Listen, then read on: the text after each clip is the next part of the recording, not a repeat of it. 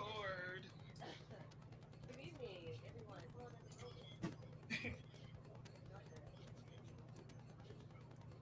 there's Christine. Hey there. I'm gonna run out here. Yeah, it shouldn't be open. What? Come right here. Hey, everybody. What's going on in here?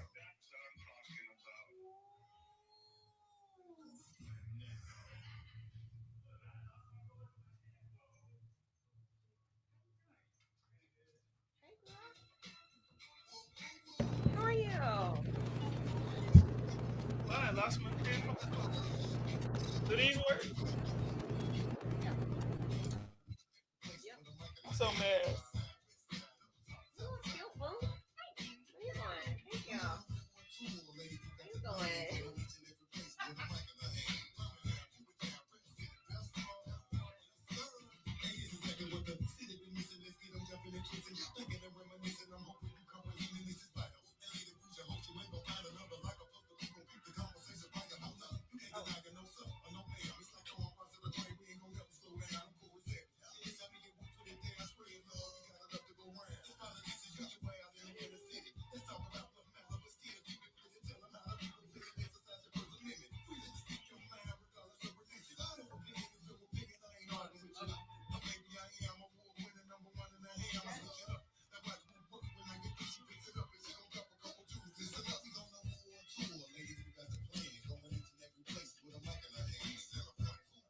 Is it working?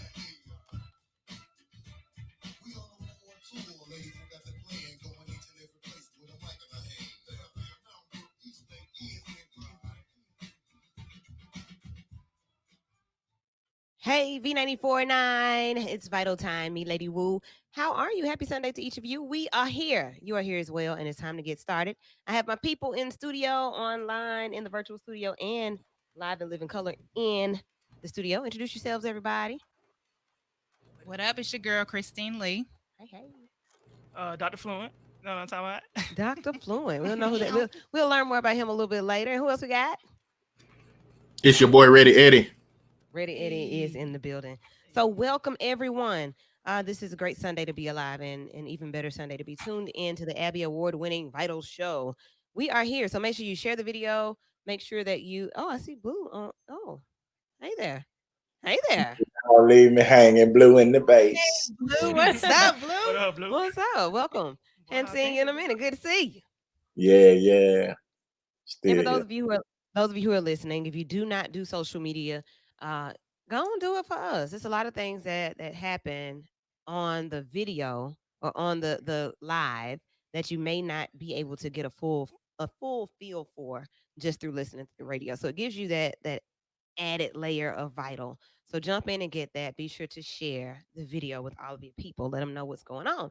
So it's been a big week. It has been a big week. COVID. We'll start there. We always have to talk about COVID because it's not going anywhere. And I think that we thought that it would be gone by now. I don't know what we thought. I like to have this conversation as the weeks progress because I like to see what Right. what you thought. So when we first closed down in March, everybody was excited about like, oh yeah, it's gonna last a few weeks. We got enough food to last us until whenever, like the end of the whatever people were doing. But they were trying different. Oh, we got somebody else popping up in here. Who is that? Who is that? We're gonna go and add them in. Let them What's come in. popping? Yeah, they popping in, but when you come, just we'll be here when you come. Um, the way that it all started, we did not know what to expect. So Right. from March to now, where are you mentally as far as what you thought COVID was gonna be like?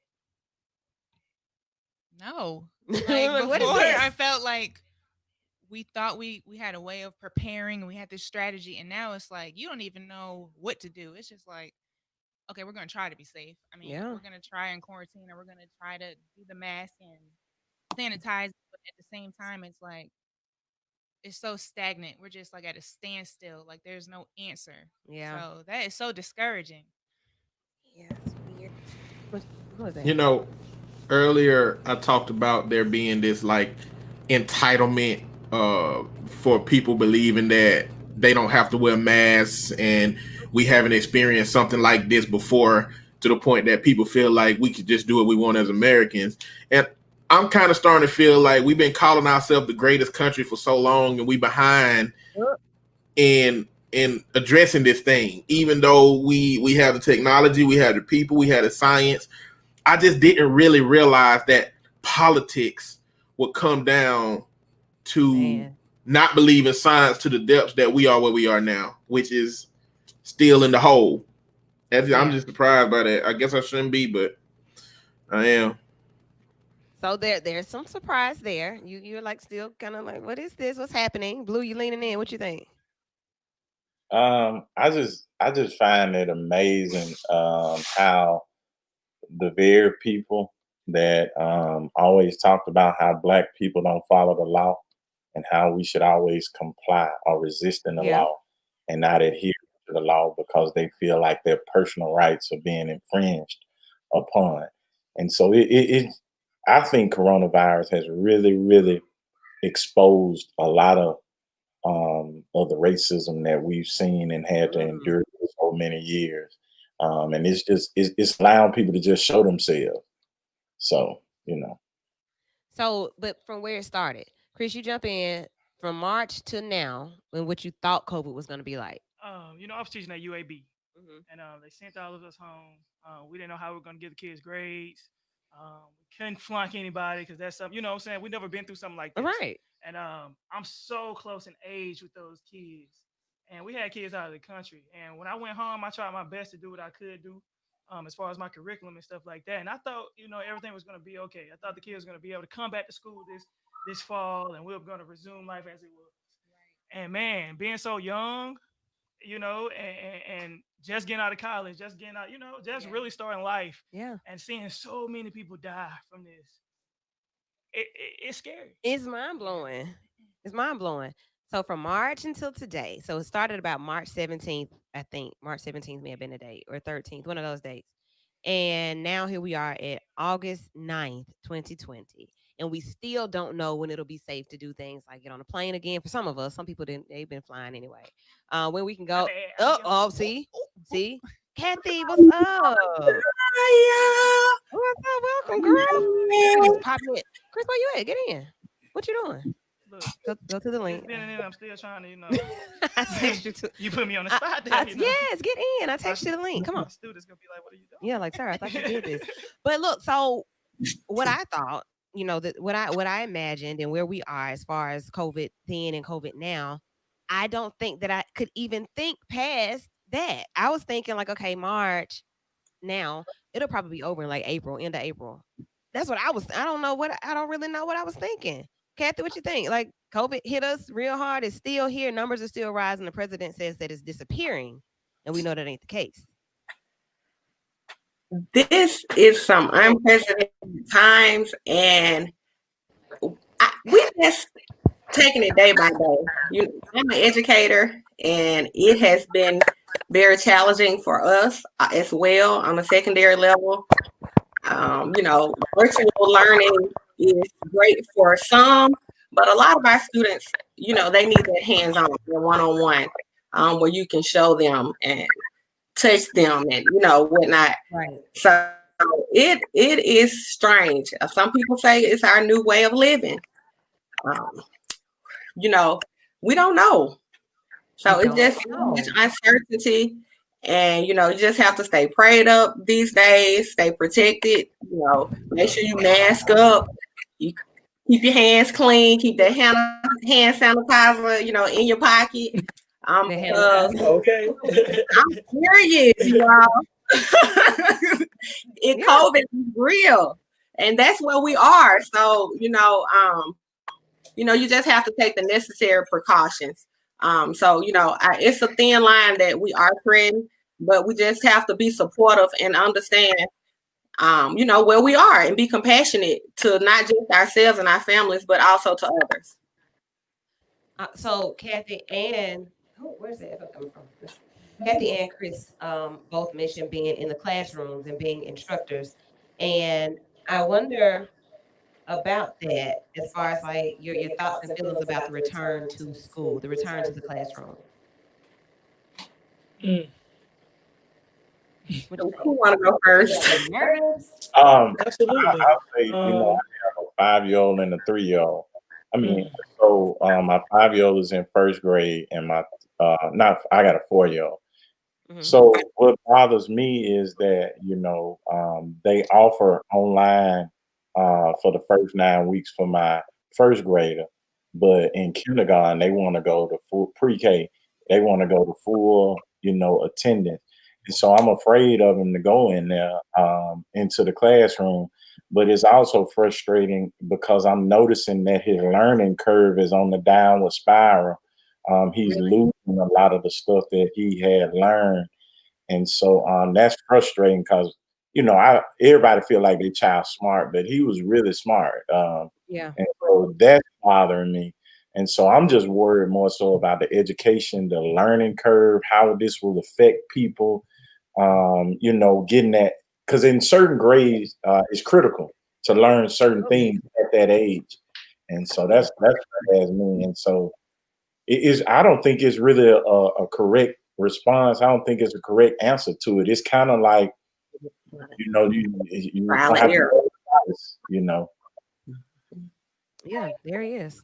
Hey. nah, that ain't good enough for me. Um, They're gonna have to tell us some stuff. Like what? We need to know. I don't think it's fair to keep putting people back in situations that we absolutely have no idea how to protect ourselves from. True. Yeah. Teachers do not get paid a lot. I have two classes, and I tell you right now, I don't get the bag. Yeah, I get.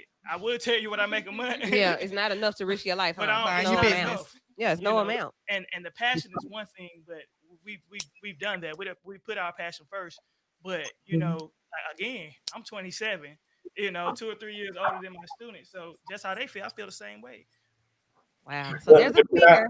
but being having worked in city government before, it's a different dynamic when you on the other side of that city government and you looking at the numbers and you looking at, yes, this is this caused sickness, this caused death, but when you don't have the resources because nobody's Yeah, doing it, part. then that starts triggering a chain of events. So it's like it's really like it's a tug of war, and it's all chance, until we get Mm. some kind of vaccine.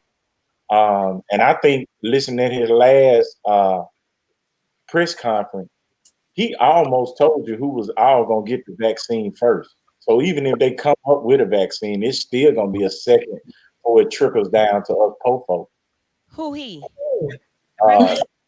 the, the, the moron, Trump. What did he say, Blue?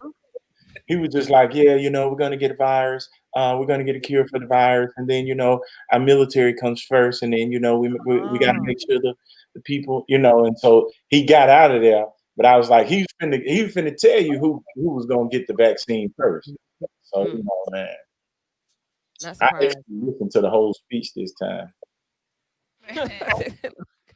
Gotcha. Anybody else have anything just on where we are with COVID and where we thought we would be? Well, I do agree, like with Blue, about I don't feel so secure about the process of our children going back to school. I do have a senior, and then I have a 9-year-old. Well, he's 10 now, so it's like and gross. I love him so much, but I'm just saying. But to be honest, it's like our babies. It's like really trusting that process, like where they're saying, okay, going virtual. I get that. Mhm. But then going back to school, it's like I don't trust that process whatsoever. But then there's the when we go virtual, their learning style now, the strategies, the process. It's just like I don't know what to do. And I feel like I do not want to fail my child with I understand we're Yeah, going virtual, but I don't that's it. understand the technique now. It's like fifth grade math is blowing me away, and it's only because That's when my it is trouble the started in real strategy. life. Right. And I'm like, what? So, I What's can the send him back different to message? school and it's like the whole page is marked Right. wrong. What Yeah. did I do? Exactly, and that's another thing. Parents still have to work, Yeah. and Yeah. it's gonna have to be a lot of. We have a lot of young parents. I have a younger sister. She's a year younger than me. She's about to be 7, and she works a full time job. Mm. She has to take off and make sure that her daughter is. But she never finished college because she got pregnant. Wow. You know, So like the cycle, you can see how different things will happen in life that make these cycles continue. It may not be the pregnancy, it may not be the having to work. Now it's COVID, and then the Right. other stuff. Like, Right. On the top of opposite, it. you know what I mean? So like it's layered stuff that's keeping us from progressing Right. now. And just to speak to Compounding. what Blue said, what Christine said about their own children being in school. And what is my role going to be in it? I ain't really signed up to be a teacher. That's not what I do. I Mm-mm. did. And so that means that I don't really, the finesse that that Kathy, not for little children. I'm good with teaching adults, but Right. children, teaching them the things that this math problem that says divide, carry, subtract, multiply twice, and then do something with a decimal. Yeah, no, nope. We're gonna have to find tutors. So Kathy, as an educator, what are your true feelings on the return? To be honest, I have mixed feelings because I have a 4-year-old as well, and she's about to enter pre-K 4. And some of her friends' mother and I have had conversations like, is it safe enough? And the state is requiring her center to have 19 kids. 19 Have 'em where? kids. Excuse me. Like in the same space? Yes, ma'am. In the same space. So right now at her center, I think it's only 10 kids, which is fine. It'll be like 2 kids to a table. But she was like, if it exceeds that, we're going to have some problems. And so she's offering, virtual learning, or, if you want to bring them in part-time or whatnot. So she's modifying the schedule for us, so we can feel comfortable, which I love. She's requiring that all the kids wear masks. Of course, they are taking temperatures, when they come. So they are putting some safety precautions in at her center. But if it exceeds 10, then I may have to reconsider. Along with what Blue, I think that's his name, was saying. Some of my colleagues who have students that's in Birmingham City School, it's going to be a challenge because we have to report to the building to remote teach. So during this COVID, while we was out in March, I had to teach my 4-year-old, try to teach my classes, and balance home, all that in one. It is challenging. And I'm an educator, just trying to keep her on task and make sure I'm doing what I have to do and keeping the household intact. It's a lot. So it's really going to take a village this first 9 weeks. Mm-hmm. I mean, it's a blessing and a curse because we have kind of went away from the village when we really need the village. And so maybe it will unify us and bring us together so we can help one another. I know another one of my girlfriends had reached out to me because her and her friends was concerned and asked, could maybe I come into their home and it'd be a small group of maybe 5 or 6 kids. Could I help tutor them because they're comfortable with me, they know me or whatnot? Right. And I told her, sure, once I know how the schedule's going to go for the first 9 weeks, then we can work something out. But it's going to take all of us to do that. Absolutely. And that's what I'm looking at, like maybe establishing some cohorts and bringing in like small groups. Yes, very small groups. Mm-hmm. But then you think about even with the small groups, what's safe about where we can meet? Like, who have you been around? That's right. It's right. Like, it's really risky. And Chris is like, just Right. still can't do it. Because it's still no answer. We don't even know if these face masks work. Oh. Like, we're preparing for things. Nobody has yet to tell me how will the day-to-day look for the school system now. Are they going to go log in? Will their teacher be on with them? Or will it be like a video little you watch lessons it? And chapter 1, and will somebody have to be there with them? We can't even prepare for this. Well, anything else on going back to school? What is this? I mean, everybody's got to go back. Students Yeah. You know, the thing that really bothers me, I passed by Macador the other day, and they were out there having football practice, and there wasn't no social distancing. And like, I mean, it was none whatsoever. And so, like, I'm just blown away. These big D1 schools are so adamant about playing football this semester. When it all boils down to it, money is the root of all this stuff. People to go back. It's all about money. And it's a shame that a program can make $75 million one year and then the next year be in peril because they're not going to have the games, and I'm like, what are you spending the money? I mean, it's just, but nobody, and it almost makes me go back to just that slave kind of vision, or not slave vision, or where it looks like they don't care about your health. We just want you to play. We need you to play so we can get this money. So I mean, on one side, I like football season because I love that time of year with tailgating. But shoot, if I'm not mistaken, didn't Miles cancel all their game? Until the spring, like push them out to the spring. I talked to an official, and I had not thought this deep into football, but I talked to somebody who actually officiates games, and he's 60, so he's decided not to officiate, and a lot of other officials are decided not to officiate this year. But we end up talking about what it means if the coach gets COVID, what if it means if one player gets COVID.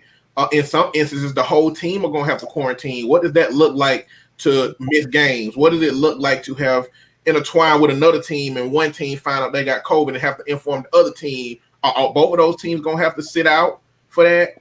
Like, what if a bunch of the coaches get it? Who's going to coach it? Like, it's so many different components to this that we are put on the front lines to figure out, like using the kids as guinea pigs to try to determine, how this is going to play out.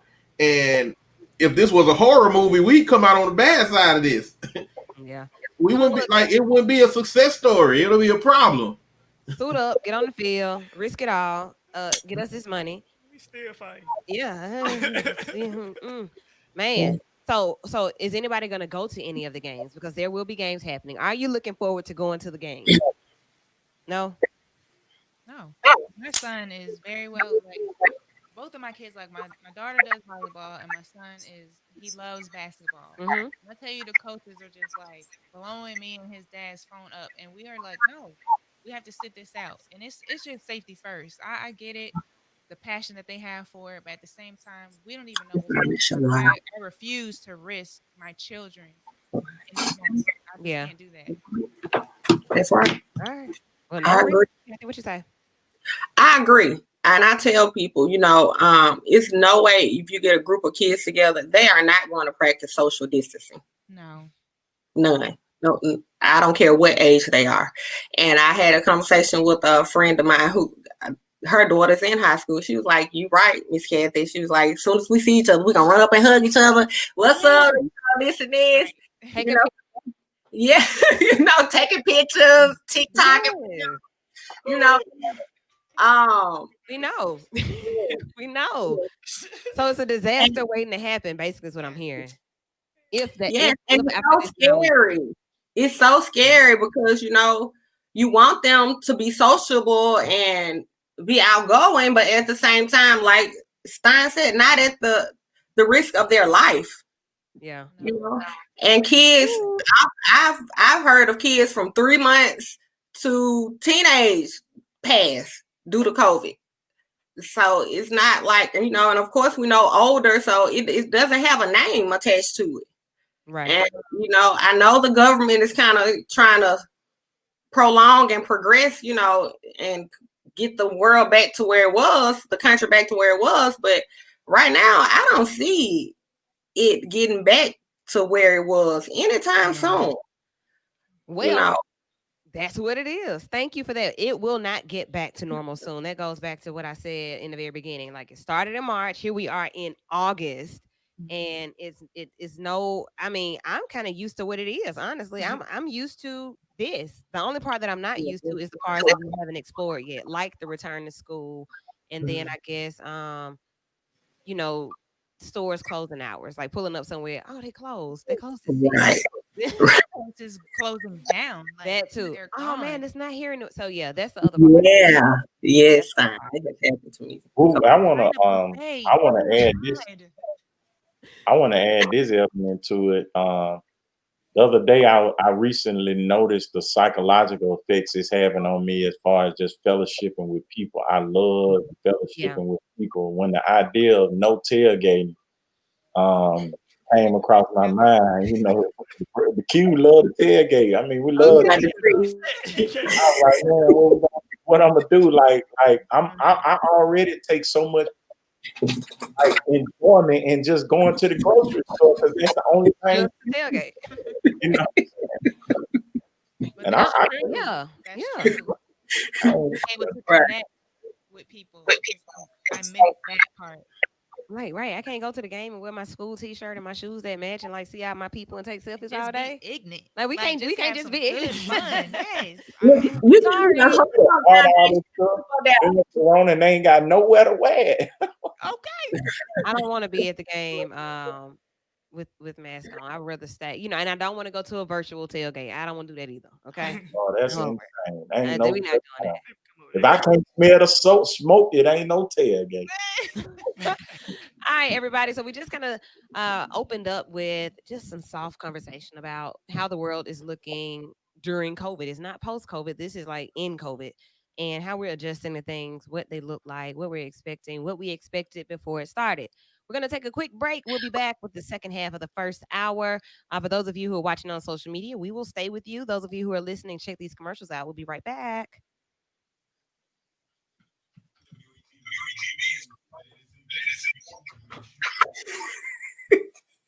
All right, everyone. Check. So we are off on the air, but we are here with you guys. So comment. Let us know what you think and what you feel about what we've discussed so far. We're gonna come back and talk more about COVID and just from a political standpoint. Our president, the president of the United States, is he looking out or is he blowing it? Like what's happening? So we're gonna find out about that. We're gonna talk about that. What you guys think? Are you happy with what the president has said about the student loans, payroll tax, the unemployment with the $400 and evictions? Well, that unemployment tax is coming from meaning the Social Security. And what's happening now, the side effects from taking money away from the Social Security is what they've been trying to do all the time is get it to shut down so they can privatize it. So, man, I like man, this dude got to go. He Yeah. got to go. Like when man, he got to go. Like it's But what if we don't get out and vote? Like, what if all of this is just like, everybody's so caught up in whatever they're caught up in that when November comes, it's about 86 days until we vote, y'all. And I don't know that an impact has been made to make people realize how important it is. That's their agenda. That's what they want. We got to stay focused, and obviously they're not giving us a solution, so we got to be smart and research and kind of learn the best way to kind of keep ourselves safe. Like we can't just wait to die. Like you know what I'm saying? Like And it's nobody, kind of like that. you're waiting, and nobody should have to do that. Just thinking about everything that's been going on, from sending people home. Like I know people at Blue Cross, their computers are at home. People have home desks now. These people are really testing whether or not you got to come to work. You ain't essential. We don't really need you in here. Actually, we actually be losing a lot of money for having you up in here. It's So cheap to you're give you a fired. computer. Get out. You know what I'm saying? You're really not productive anyway, man. All this stuff is tests. Having the kids at the school at home first 9 weeks. Can this work? Because guess what? I bet your 7-year-old, 8-year-old know how to use that tablet. I bet they know how to maneuver YouTube. They do. So they actually Absolutely. can. It's just bad because we're a little behind. We thought we caught up. We out here with HBCUs. They ain't want us to have no colleges. We read now. Just when we thought we had, we reading. You know what I'm saying? Like you can't stop it. We got degrees. All of the things that the white man didn't want us to do. You know what I'm saying? And we out here doing it. So just when we thought we had them, all these protests, we making all this, these strides and. Man, all this DoorDash, like they testing to receive whether or not you got to come to the store. We tell y'all complaining and fighting our employees anyway. We'll just send the food to you. So I mean, I see what you're saying, and it's quite obvious that everything is being tested or being, we're gonna try this out, and if it doesn't work, guess what? We're gonna have to close all the way down or go to another business model. I get it, but I don't know if our people, I don't know if the general public gets the importance of what we got to do in 86 days. I just really don't. And I wouldn't be surprised if Trump wins again. I think that we've been getting caught up in the idea of having the perfect candidate for us, that we rejecting everybody instead of looking at whoever would be voted in as somebody who would stop the bleeding, essentially. I mean, Biden ain't gonna heal the wound by no means, but the country is bleeding right now. The black community is bleeding right now, and it could be somebody in there who at least would not allow that bleeding to be happen. Whether that mean that they got people around them that they listen to, or whether that mean that the courts are not being Okay. impacted the way they've been. Hey It's everybody, just we're back. You're listening to Vital on V94.9. I am Lady Wu. I got like the whole crew in with me today. Y'all make some noise, let everybody know that you're here. Or something like that. hey, Oh, that's what it is. We have special guest today, Kathy. Kathy and I go way back. We were kids too. We were at school. We weren't worried about COVID. And Chris Campbell. Chris and I worked together at another radio entity, and I'm so happy to have him in studio and back on the mic. Thank you How's so that much. feel? It's been so long. Been so long. All right. So we were talking about COVID. And how scary that is. Like for a lot of people, it's really scary. Most of my living relatives are above the age of 65. Okay. Um, and it's a few of us, and it's me. So I'm this part of the generation, and then it's my daughter. And like I mean, of course, I have some siblings, and then they have some children. But like right here in my nucleus, it's just us. And I think about how responsible I have to be as the one that's in between to not get around my relatives who have underlying conditions, who are older, who are doing most of them are doing what they're supposed to be doing to stay out of the way. They're not out here being just frolicking. They are actually taking necessary precautions. I think about it from that aspect of the responsibility that I owe to my loved ones in this season and to myself. Like, I ain't trying to be sick either. I don't have time. I don't want to be sick. But more so to those who we know that are prone to really suffer from COVID-19. So that is why we talk about it every Sunday. We're going to talk about it because it's here. It's a part of who we are now. I'm quite sure that when they were doing Morse code and sending smoke signals when smallpox came out, they talked about it all the time.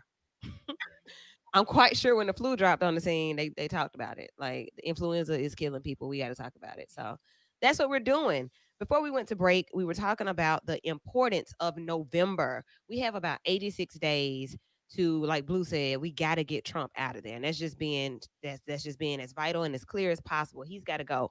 And he's running against Joe Biden, former Vice President Joe Biden, who is the Democratic nominee. And there are a couple of things I want to discuss before we move on in the show. First of all, Eddie, you were saying something about having the right candidate or the best candidate. And I want you to go back to that because that's kind of that's big. I ain't gonna say kind of. That's a big distraction for a lot of people. We don't know. We don't like him. He ain't right. He ain't ready. Whatever. What you think? I think that we treating this like a personality contest more than anything. Like for the last candidate and for this candidate, it's like we got to like them to accept them. You don't have to accept Joe Biden or support Joe Biden to know that him as a Democrat merely being voted in will stop Trump from stacking these federal courts with young lifetime appointments, which he's up to 30% more than any president has ever appointed. You got to realize just a Democrat being in office means that when Ruth Bader Ginsburg helps finally take her out, then it's going to be somebody that can make the courts a little bit more fair. You know, I mean, it's so many things going on. I mean, you got to understand that a Democrat just being in office, regardless of who it would be, will barrel roll into supporting our local legislator, which how blue legislation would be put off in different places. Just having that support at the top, just him being elected will flip House and Senate seat. So regardless of whether you like Joe Biden or support him, just the Democrat being voted in will change that. I don't like. I was before Joe Biden jumped in. I was like, please don't let this man jump in. But I do recognize that he does not have to be somebody I like to stop the bleeding that I feel like the country is going through now. He ain't gonna heal the wound by any means of the word, but I feel like he will stop what bleeding is going on. Not because he's Joe Biden, but because whoever on this side would be in that position would contribute to stopping that bleeding. I like that. And then not only that, but I think he's more prone to listen to the people around him. Like if you have people that are with you that are part of your team or part of your cabinet in your administration, they're administrators to you. They helping you. I think he would listen, and he's looking at having a female vice president. And out of those females, most of them are African American ladies. And I think that's big. Blue, I see you shaking your head, but I think I that's already said, big. come on, Blue. I What you feel it. think? I feel Blue coming. What you think? Uh, well, I was really shaking my head on, us, the woke people, always waiting until election time to demand perfection from a Democratic Mm. candidate, which causes confusion and causes people. And like Eddie said, like I don't think people really understand. I promise you, we would benefit. My wife and I would benefit greatly by Trump's tax plans, especially starting a business and I, being where I'm hoping that we are, and I know we'll be. It would help us Yeah. tremendously. But I never take pride in doing so well that I know that all the people around, most of the people in my family will be getting toe up. You know what I'm saying? And like, I mean, and then it kind of, my head was shaking into the female candidates. Mm-hmm. I heard people saying we need a Supreme Court instead of a vice president. And I was like, why we can't have both? Um, uh, I don't really think Kamala Harris would be a good candidate. I'll say it. I don't. I just don't. Her history is proven. It's undisputable that she has not been favorable to the prison pipeline when it comes to people of Yeah, color. Elizabeth Warren I don't being so even know if she'll be a good Supreme Court judge. So, dang. So we got and 86 it's crazy. days. He still ain't announced it. Like I don't want. I don't know. I think he's supposed to be It's supposed to happen virtual. today.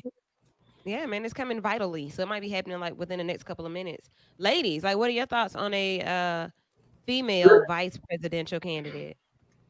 Well, I think we can't get caught up in just the fact that she's female. It got to be, Mm-hmm. you have to be well qualified and have our best interests at heart. That can't be it. And I'm a we have to girl. hold people accountable. Exactly. And just like for Blue to be able to admit someone as Trump, like it could benefit me and my family, Yeah. but to know around me, that's a statement right there. Just the same as I can say, no, I'm not gonna vote for you just because you're a woman. I need Mm-hmm. to know what you can do for my folks, what you can do for my community, not just because you're a female. That's not gonna get it. I heard that somebody said Kamala Harris just didn't even like she doesn't even seem genuine or interested No. in what's going on anyway. But Stacey Abrams is one of the potential forerunners. Um, Right? Keisha Lance Bottoms. Yeah. Yep. So that I mean it's a list of people. So that would all of that to say that would definitely help Joe Biden. I think, Hmm. just like Pence has I mean, I ain't saying he's any better than Trump, but he's definitely kind of even just with the coronavirus talks, just his presence is a little bit more stable, I guess would be the best word, than the president. So Right. sometimes that second person may be the person that really makes a difference. Fingers And crossed. Yeah, I gotta right vote. wing talk radio is like, I feel like if they put a propaganda campaign up against your mama, you'll be side eyeing your mama at some point, because that's just how effective that system is that they have. They want you to believe that Joe Biden is brain damaged, because of all these gaffes he's making, even though Trump can't read out here in his speeches. They want you to believe that he's holed up in his basement, not being allowed to come out. Like it's Oh extreme, man. but it's making a lot of people question a lot of things the same way that Trump did with the birther movement. The propaganda that they put out is making people skeptical about that decision, and a lot of us are falling for it. Like, it don't matter who on the left would be running. It don't matter what Democrat it would be. What the system that we have right now is problematic, and I think the moral compass that we got to fight with is when, if we're not taking a stand as a culture now, when do we take a stand? And I think that's the struggle for a lot of people. It's like, we done let them mess over us for so long. When do we take a stand? Now probably ain't the time to take a stand, in that regard. But I do think that instead of not voting Joe Biden in, I think what would best suit is to hold our votes and create problems for him during the midterm. Pretty much castrate his presidency by taking away the House and the Senate so that nothing can happen. Like, He'll have a 2 years to show that he can show us what we need to see. And if we can't see it, sorry, the House and the Senate just gonna go back Republican because we gonna send our vote that way, and our power can be shown through that. But I don't think it's holding it at the presidency at the sacrifice of 4 more years. What you say, Chris? We're going Republican now. What's going on?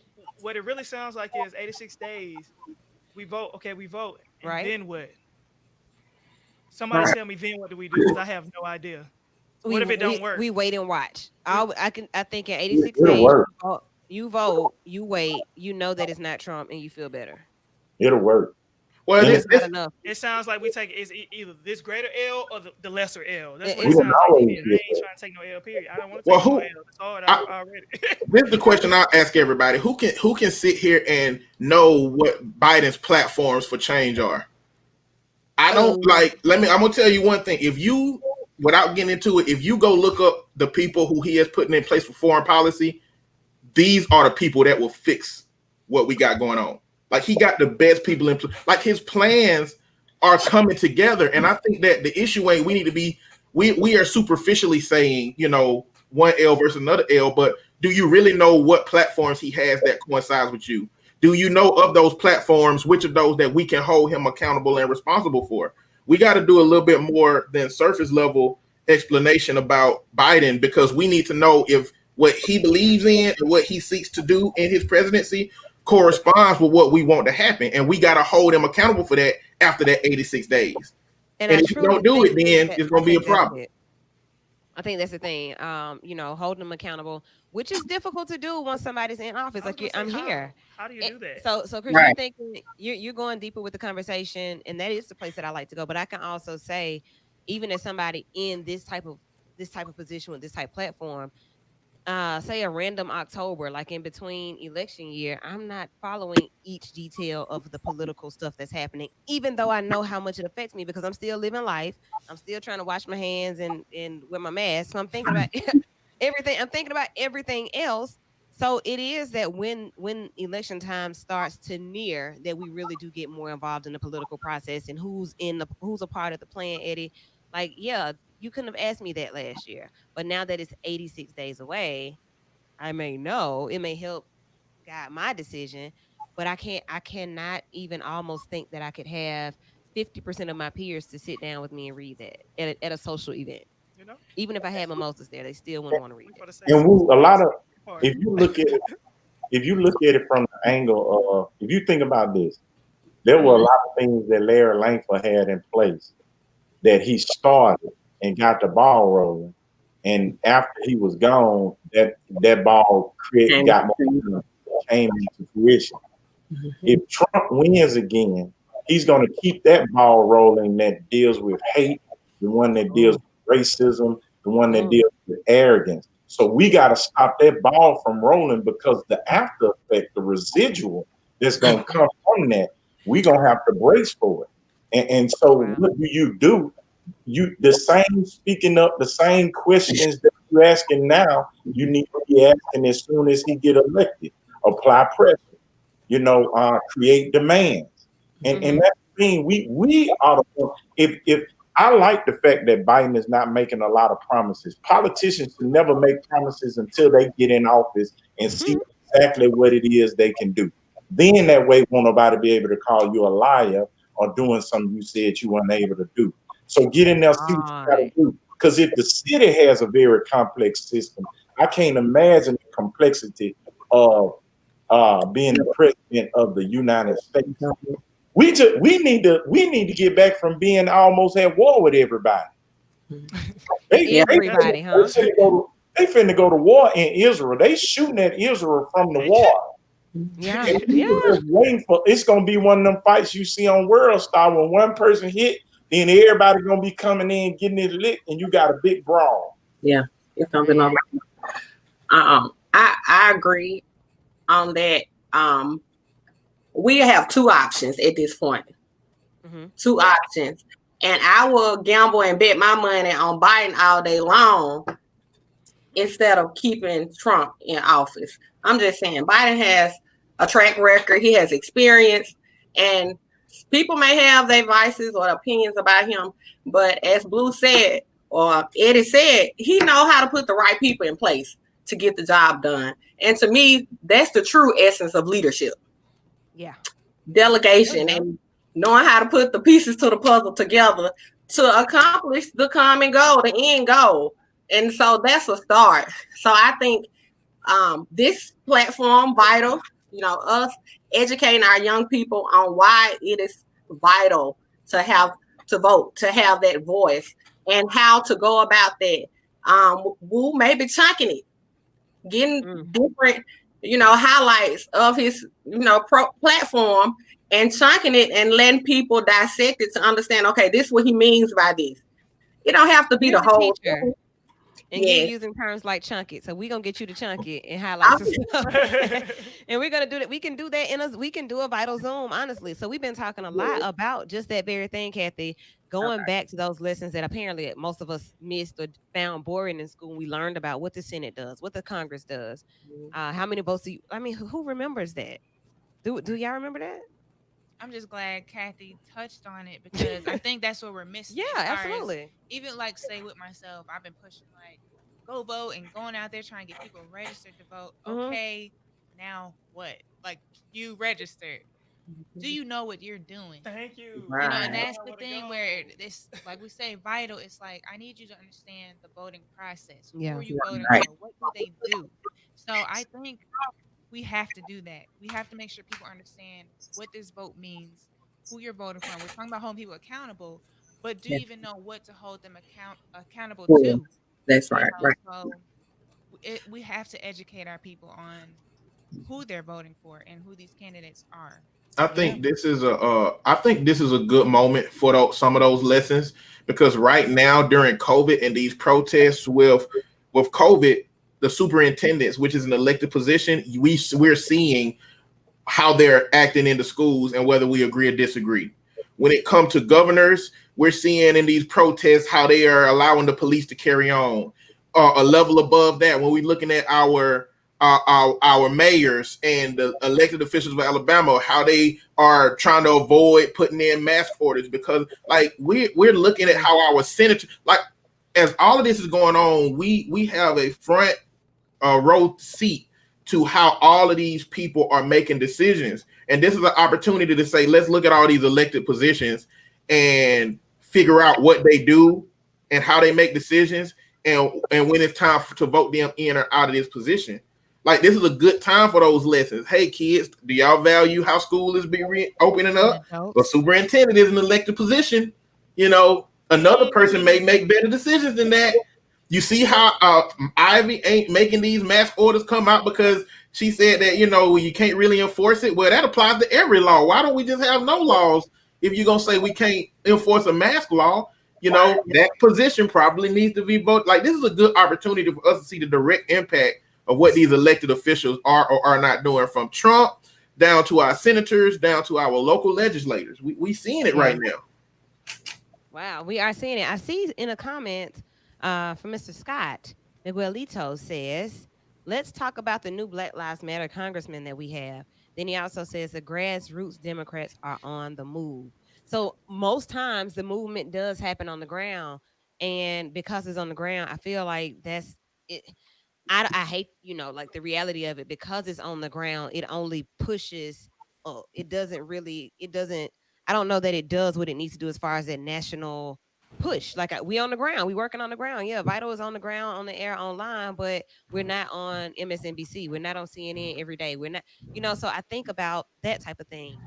On the ground, meaning like, yeah, we know it's happening here, but how much of that is happening? And even when it's on the ground here, it's happening in pockets on the ground. So it's not like it's happening in Tuxedo Junction or in Park Place or in Ellison Village, like where we need to really get in there and educate, because those are our young people, and those are just certain areas of our young people who may not be getting these messages.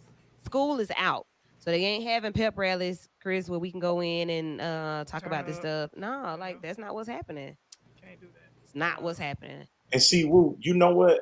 Like the fact that people in the grassroots areas, like he's saying, we got a Black Lives congressman. This is what they're doing now. We always use the term chestnut checkers.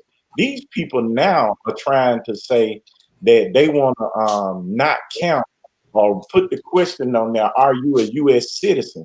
Because Mhm. on the census, based on census numbers, determines whether you or not you have a congressman or senator in that area. So they are mad that they don't control the Congress right now. So they are literally trying to find ways to eliminate congressional seats so that they can gain that event. Like they are desperate because they see the momentum that many are having, and so that's why we see so many people. That's why Make America Great came again, is because people feel like that grassroots African Americans and people of color are taking advantage.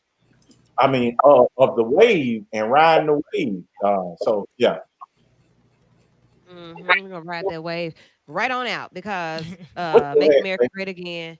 What does it say? It don't say what's the phrase? What Major again? look. Yeah. What is the one that he said? What the president them say? Make America great again? Yeah, that's Right. his. That ain't what Mhm. this is. Uh-huh. We're gonna zoom That ain't that, in. yeah, but that ain't, Right. can you see that? Yeah, zoom in so I can see that. And I'm so glad you put Major Love. Yeah. So Right. like in even in spite of all of what's happening around the world, there are bigger conversations and other little pieces of conversation that are going unheard and unspoken because we are so consumed with so much ignorance. The officers that killed Breonna Taylor have not been arrested. You know, people are still living in poverty. People are still being harassed and killed by like even still people are still being killed and harassed by police officers. I've seen so many videos where police officers are being harassed by police officers. Like a friend of mine, friend of ours that went to school with us, that's a police officer. Her story has gone viral where she was pulled over in uniform on her way to work. Ooh, Like, come on, what? see? So like, yeah, it's difficult. We're in a difficult time. And I would say, although we have so many more freedoms, so many more platforms, so many different things that we have that we didn't have before, what next? Or like, what is the reality of it? You don't want to depress people and say, yeah, we'll never win, or we're not winning, we're not gaining any momentum. That's not what you want to say. But what's next? I What's mean, good? the power in Exactly. what What does that mean? empower the power in the congresswoman that Scott talking about, I think Cori Bush, is that she's another like she didn't water down her message for this win. She won on defund the police. She won on all of the messages that the protesters have out here right now. And I think that's the strength that those grassroots movements need, that is going to contrast with that Make America Great Again crowd. Because Hmm. regardless, the Make America Great Again crowd is going to get smaller. That it just, they older people, that's just how it's going to happen. And I think that time is going to tell a better story than we can tell right now by trying to force the issue, because it's a lot of people that need to, I mean, unfortunately, it's a lot of baby boomers that got to go for this world to change in a direction that we need to, as far as politics goes. And I think that those grassroots movements are what's going to help be catalysts for that change. And ones that ain't willing to water their message down to a centrist perspective, which is probably the Kamala Harris type of message. Don't water it down. Make it what it is and I demand said what change. I said. And that's Yeah, how it got to work. yeah. All right. So we need leaders who are not afraid to speak on what the truth is, what the reality of their fight is, the pushing the message. Stick to it, mean what you say, stand on it, and we can rock with you. You may get our vote that way. Outside of that, though, I don't know. We don't like the watered down messages. Look, guys, we're gonna take a break to get into our second hour. That second hour, though, I don't know how political it is. It's gonna be real though. So there's this song that came out with a video this week that got the whole world talking. And the purpose of Vital, and especially in this capacity, is to bridge the gap. So I showed the video to my aunt today, and she's in her 70s, and she was in the house with my grandma who turned 70-ish today. And my parents are there. I don't know if they saw the video or not, but they have the link. They know what it's about. Was I uncomfortable sharing that with them? Not really, because I mean it is what it is. But I want to talk about why is it so is what it is that we have to just be so out with sexuality. If you want to know what we're talking about, I'm gonna share it to the Vital Show page in just a moment. I'm gonna share the video. When we come back, we're gonna talk about it. Y'all ready for that? Yes. Yeah, I'm here for it. Okay, so we'll be right back in just a few moments. You are listening to Vital on V94.9. Buckle your seatbelts.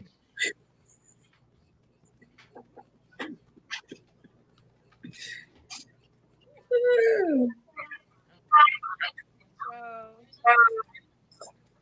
on online, I need to go share this video first, but you all don't leave. You have to stay where you are, okay? Everybody that's watching online and those people that's on YouTube. Let me find it. Have you all seen it and listened to the lyrics? Oh Yeah. yeah. So with my new business venture, that Uh-huh. that has been a marketing pitch for me. Save it. Save it for when we get back on the air. Save it. What Just save it. Let me find the video so I can share. Hold on. I know y'all baby getting scared. Try to behave. I'm gonna try to be. No, I'm about to be real about this too. Yeah, be real. I'm gonna be real about this. Yeah. Let it be real. I can't share it. I can't find it. Hold on. Quick break.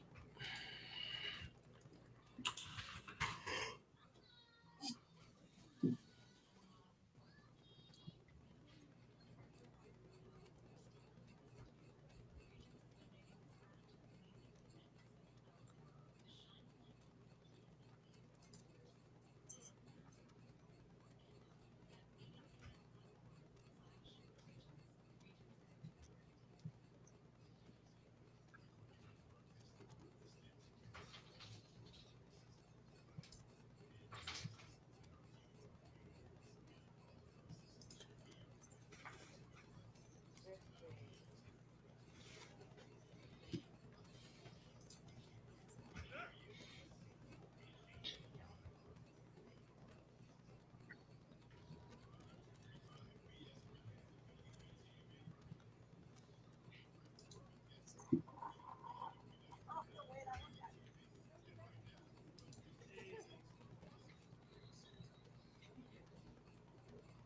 See, still present. Still present. Make a difference.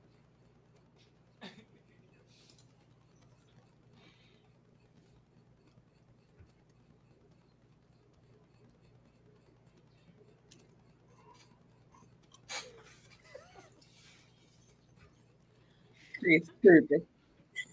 Ooh. Yeah, now it's the Abby Award winning Vital Show, hour 2, an hour of power. Yo, so we chopped it up in the first hour. Thank you guys so much for watching and tuning in for the first part of the conversation and really just contributing. I appreciate that to all of our guest panelists as well. I know that when promoting the shows, we talk about everything that'll be covered. And everybody's been talking about COVID. Everybody's been seeing conversations about Cardi B and Megan Thee Stallion with the new song WAP. Nobody wants to say what that meant or what that stands for. Yesterday, everybody was saying it stood for worship and praise, and I thought they were gonna be so many, many different things about it, and a lot of people took offense to it. People were upset about it. Just tons of different That opinions. went over here. Yeah, Worship and praise. That went over everybody. worship Hey, and that's what we praise. worship. That is what we praise. Oh, Okay. wow! So Um, we're gonna have the conversation right here on B94.9. I think we've been here now about several months, and Hey, what? the conversations for DMR used to get really, really steamy, really, really hot, and we've kept it, really respectful and still honest. But we're gonna talk about it tonight, and we're gonna be very still respectful and honest. This song has lyrics that talk about basically the female private part in a way that is very raunchy, but I guess I want to start by asking, does it Wet. do anything that other songs haven't done? Does it do it in a way that it hadn't been done before? The reason that people are in such an uproar about it? It's nothing new. That's all I understand. Let's go Thank back to you. Lil Kim. Let's go back to Foxy. Let's go back to Oh, Trina. Like, am I telling my age? But I'm just saying, it's like it's not new. no, UGK, because we have to A bridge the gap Ball, here, so and we have to MJG. go bit further than that. Give me some other artists that you guys can think of who were very sexually suggestive. I would say they weren't. They were Avery. sexually suggestive. I see Kathy's mouth moving. What you say, Kat? You said Al Green? Al Green, yes. Okay. UGK, Marvin Gaye. Right. Marvin Okay. Gaye, Tony saying that. Y'all 8 know Okay. Ball, Janae Aiko. MJG. Janae Aiko is very sexually explicit, Absolutely. But it sounds really Yeah. sweet and pure. and we like that. It's it's about how you package it. I want to go back further though. Oh, Glamour Girl Montgomery says Luke. But even before The that, because Bible. I'm just playing. Come on, oh, Bible. remember we are Oh. bridging. We have to bridge the gap. So I want you guys to really think about other artists who were sexually suggestive or songs that spoke to sexuality Right. or movements. I'm I think thinking. it's why we're here, Woo. I- Our parents Listen to now, some they listen to songs. song. Like Yes. yes. Yeah. Oh, tonight is the night. Yeah, tonight is the night. So Betty Wright. Ooh, t-shirt and my panties. Yeah, Yeah, go right. ahead, get nasty. Adina Howard. Adina Howard. Yeah. Now, yeah. So really thinking about just how music has guided sexuality and the conversation around it. What's so different now, and we got to be honest about it, is that we have no filters whatsoever. Our entertainers do and say whatever publicly. They don't leave anything for the imagination. There's nothing for you to guess what this is or what they're doing or what it's all out in the open. And I think that's the problem. We have no filter, nothing is private. Everything is public and very raunchy. I don't know. I just feel like I'm just still not surprised. We got Trick Daddy. You got Luke. Uh, I mean, we kind of came up on some stuff that was very raunchy for its time. Yeah, Like for its time, you would think, wow, y'all are being so just out like this is so bad. right. When I think of Lil Kim and Trina and Trick Daddy, like I said, I mean, at that time, you're like, so you just gonna put that out there like that? But that And honestly, at that time, I'm sure somebody else was saying the same thing that a Right. lot of our Mhm. peers or whoever it is that's saying the negative things. There were people saying it then, but there were also the group of people who enjoyed it and just saw it as, I mean, it is what it is. That was you. Same. It's, Who it's, was that? Me? Who was that? me. It's, Oh. it's evolution. That's where it was. T-shirt in my panties. Now it's WAP. Yeah. We are the We just- offspring of that, and the Oh. world has become way more comfortable. We are free to do a lot of things. I will say this about the video. That was a lovely shot video. I don't know what to say. I think the graphics and everything behind it was great. Like it was really creative. It really Was was. it? It was really like 2020. That's what we getting as far as video. okay.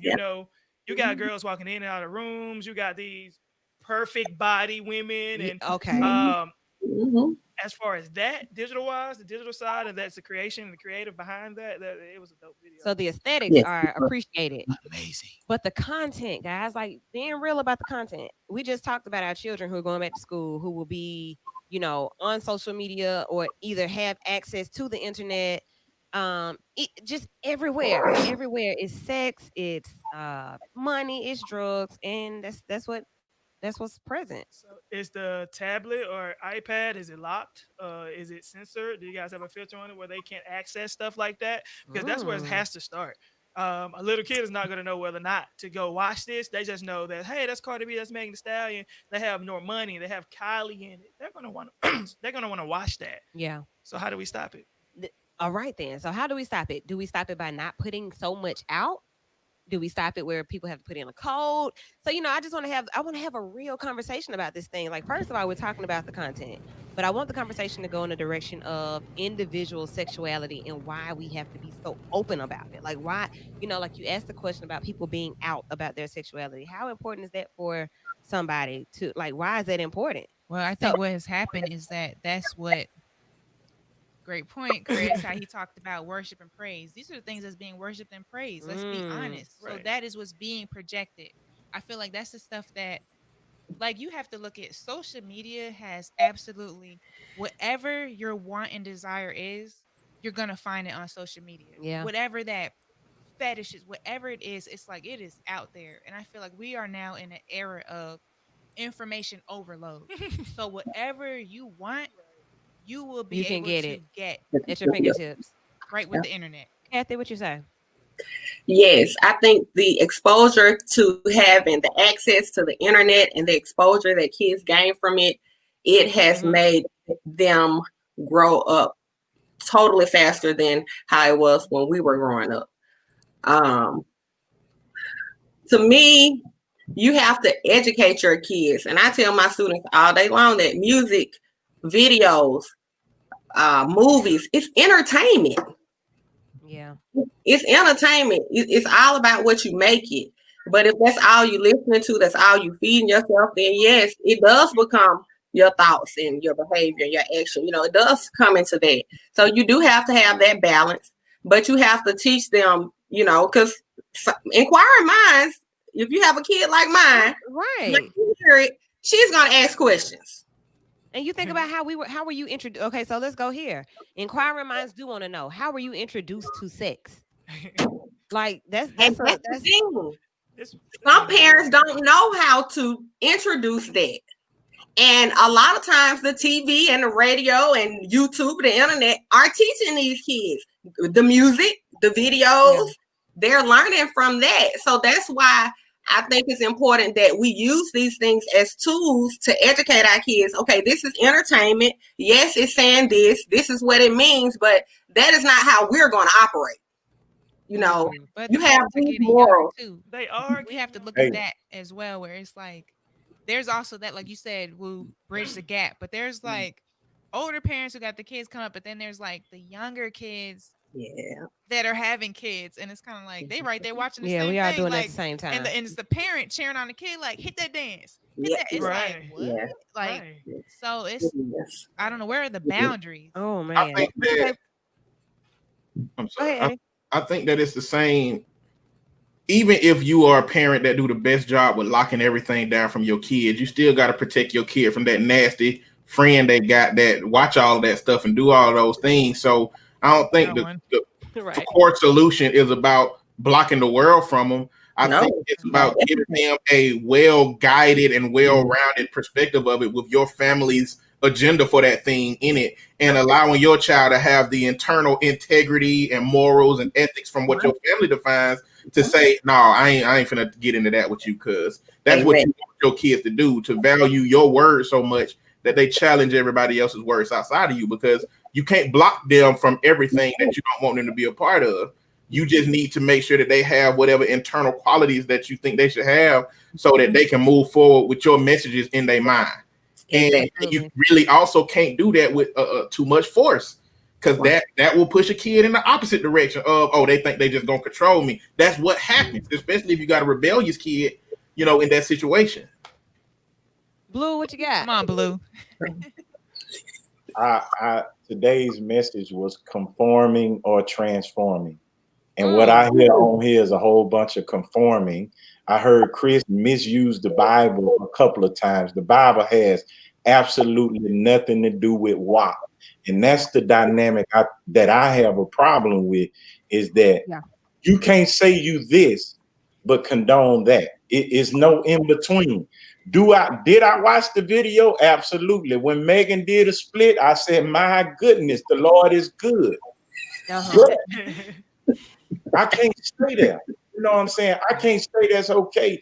And my thing is, like you said, well, what's a secret? Like, that's why so many, when I grew up, it was one freak out of 20 women. Only one was a freak. And it was 50 dudes trying to get the one freak. Now all these girls go libels. All of them. All of them. And it's because we have accepted this as the norm, because it's number one, it's popular, it sells money, and most men and women have absolutely nothing going for themselves but how they look, because that's the first thing they give you. And so we creating children who are absolutely ignorant and don't have common sense, because we're communicating with our body instead of communicating with our mind. And my thing is, man, just leave God out of it. God ain't got nothing to do with that foolishness. If you like it, of course, older people are not going to like it, because that was not what they did in their day. But I guarantee you, the people in biblical days will look at our parents and say, what you're doing and how you are worshiping is very radical. So that's neither here nor there. But So what it did though, Blue, you just looking at the fact that, because I think it was, I still think that we use humor to kind of to guard feelings. So like, a lot of people saw this, and I think at your core, like, okay, this is a bit much. just Right. like you did when you saw the R. Kelly video, just like you did when you saw any other video that was very provocative. You felt how you felt at your core, but it's still something about your core that says, I kind of like this too. So I'm gonna make jokes Oh, about it. So I'm gonna make jokes about it so that we can push it out there. Christian comedians may be worship and praise. People thought, I mean, the jokes that came behind it, I think, were to lessen the sting of how far away we've gotten from any type of decency. And that's structure. just being real. Yeah. And see, the thing is with that, listen, like everybody, I don't care how holy you are, everybody got a few specks of ratchetness in them. And we all, every food that we absolutely love is bad for us. Every last one of them. I'm talking about our craving. Don't none of us crave healthy food like that. We all want some sugar. So it's just like that with our natural body. Our body naturally desires what our eyes see. And so, when you look at Megan, even though I like narrow and petite, I can't deny Megan's full figure beauty. You know what I'm saying? So that's the naturalness. I'm a man, and I'm supposed to like women like that. I'm a man. And I'm a man. But it's just I think the world we're conforming to, and it's opening up doors in other areas, because what's sneaking in with this is hate and envy and stealing and lying and just stuff that's causing more problems, I feel, in the Black community than any other community. Oh, so there we go. That's that piece of the conversation. Christine, you fuming a little bit? What's up? And to add on to that, like he said, with the envy, the hate, I feel like it's adding on to our depression, our low self-esteem. Like our women, and please, I am not no knock to Thanks, anybody Ed. having surgery, nothing like that. Do you? But I am saying our women are cutting ourselves apart because we want to look like something else instead of embracing our natural bodies. And I am very big on that. Like, just embracing my natural self. And it doesn't mean because somebody's like, oh, you ain't got nothing to worry about. You don't know what my hangups are. Right. It's just that I choose to accept them. And I just, like, even with the whole thing like we talked about last week with social media, there's such a pressure on our young, even our adult women, For sure. to compare, to see these things, and now it's like I gotta look like Megan, I gotta look like Cardi. No, I'm gonna look like Christine, Yeah. how I am, and I have to accept flaws and all that. I'm bad, no, but I'm just saying, I have For to what it accept is. that. But I have to accept flaws and all and be okay with it. Yeah. I think Yeah. the biggest struggle in this conversation for me is that, as Blue put it, like go livers, like we can't have a society that fully accept men as go livers, but we fully decline women's possibility to be go liver if they choose to do that. What does that mean? A go live? What is that? You Go live. you live action. You go Not like go live. live or chocolate. Go live. You do everything they said and what, and Okay. some. Well, I think that's the struggle. I think that I don't think we can I don't think we can say, hey, Megan and Cardi, hey, if y'all women are trying to be like y'all, when the reality is they was trying to be how they are for some man that said, I want you to look like this and be like this. I need this kind of shape. I need you to have a Coke bottle. I need you to have all of these things. And then you got clubs full of women that's trying to get them extra dollars because they trying to conform to what men want. And men who been go livers the whole time, and a part of that going live has been the physical qualities that these women have that they kind of coerce women into having passively, not directly. And then at the end of the day, we want to say it's Cardi and Megan's fault. Like the double standards are problematic in terms of either men need to stop being go livers and then tell women not to be go livers, or men need to go live but accept that when women get ready to choose to take a hold of their own sexuality, they can be go livers too. Okay. And I think that's the struggle. That's the struggle in a society where men have had, when the patriarchy and misogyny and sexism is what's been running the show, and now you got people who challenge what men have said women should be. Because men are the ones that said women should be conservative. Men are the ones that said women should be virgins. Men are the ones who have said women shouldn't show themselves out like this in public. Yeah. And now that women are doing it, we are the ones that are kind of salty behind it, because you messing with our rules. You mess with our system of what we think you should be. Like that's my struggle, because like it's hard to know which direction to go in, but like those are the dynamics that's like I'm faced with in this whole conversation. Like Pastor Mike Jr. be like, Michael, Eddie. Okay. So look, that's the thing. You hit on so much there. Chris, you kind of alluded to it earlier about like the way that it was produced. These beautiful women, boom, boom, boom. But then Christine, you spoke to exactly what he said. Then now Eddie just topped it all off. It's all about perspective. Right. So you put this product out here that looks good. Like it looks good in many different ways to many different people, depending on what their perspective is. Reality of it is introducing kids to sex. It is awakening parts in people that they may not have known were awakened, or parts of themselves that had shut down. Awake. Yeah, like that. You mentioned about we're still depression and just still living in this space of like demeaning. Some people say like, wow, this is really just this is how we're giving what white girls put out videos like that. When the last time Katy Perry and who? Right. The culture Anybody. itself. Yeah, like Yeah. when does their culture, are they just so, is it a black thing or no? Like what is this? It's not a What black thing is now. this? I just think it's the type of media now. Now, okay, we doing music videos, but now if you go, whether it's websites or magazines or other stuff, you gonna see the white girls. I just feel like now when you talk, whether it's a music video and that's the way we choose to express ourselves, but it's definitely I'm not gonna say it's just a black thing, but I do feel like there is such an emphasis on, is that how a black Yeah. woman shines? Is And that how a black woman these is are supposed to? crossover artists who No. do it. These are artists that are not just in the black community. They are everywhere. Beyonce's several performances that like got the reaction of people at games and things like that. Like this is Beyonce. Everybody knows Beyonce. They know Destiny Child. And what sells? Sex sells. Yes, So I yes. have to put it out. I gotta make it front and center. I gotta grind in the middle of the camera. I gotta stick Wear my a tongue. thong. You know, so like So, so I don't is know. there What are you gonna is say there That's about the what we culture? do. That is Hold on, Blue. I'm gonna come to you in a second. What you got, Chris? that is a part of our culture though. That's what we do. You go to the club, I turn the club up, ladies are twerking. Like that's what we do. Yeah. We just had the conversation about it being passed down, from the older artists, and just like back then. I know my daddy didn't know how to send an email, but like I said, my niece know how to use a computer. Like times change, you know what I'm saying?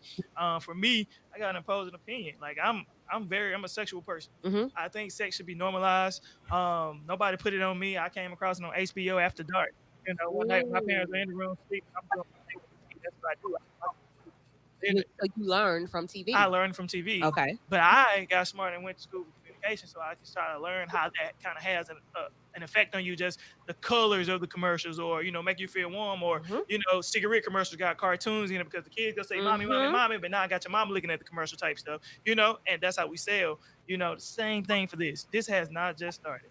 It has not. What we have not done though is had a conversation with our 7-year-old kid, like, hey, this is something that you can't really indulge in right now, and have those hard conversations very early on because Yeah. they are getting younger and younger and younger. Yeah. You cannot hide this from them when they are at school 8 hours a day. You're supposed to sleep for 8, so that's Yeah, 16 man. hours they're not even with you.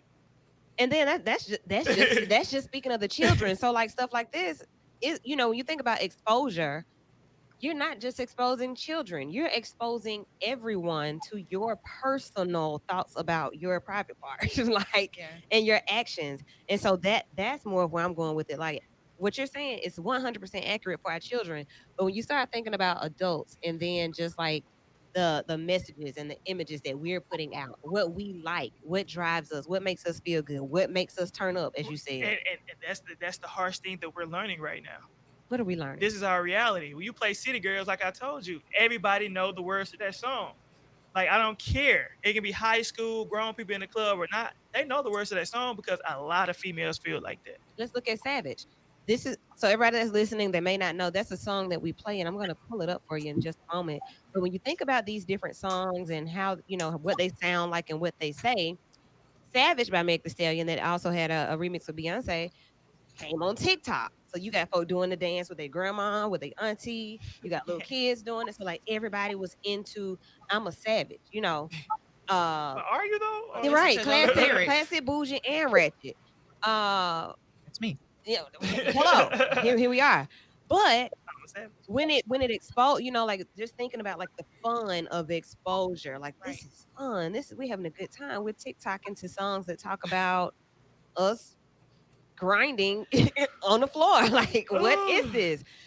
Just in case you don't know what you're listening to the Abby Award-winning Vital Show, where we take issues and just conversation from the community, things that you're already talking about, and bringing them full circle with different perspectives, and also adding some things that you may not know. I'm sure a lot of our audience has no clue about what this is. So I just shared it to our Facebook page at Vital Show.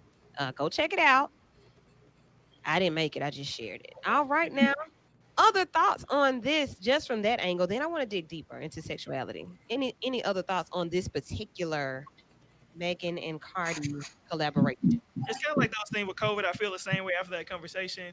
Ain't no playing. It's a whole bunch of talking, and we got all these ideas. Nobody Yeah. really knows how to control any of this. Oh, And I think until we find ways and methods to really, really, really like put our hands on this stuff to really like take control of it, yeah. we don't know how to. Your kid is about to be at home for 9 weeks on Oh. a computer.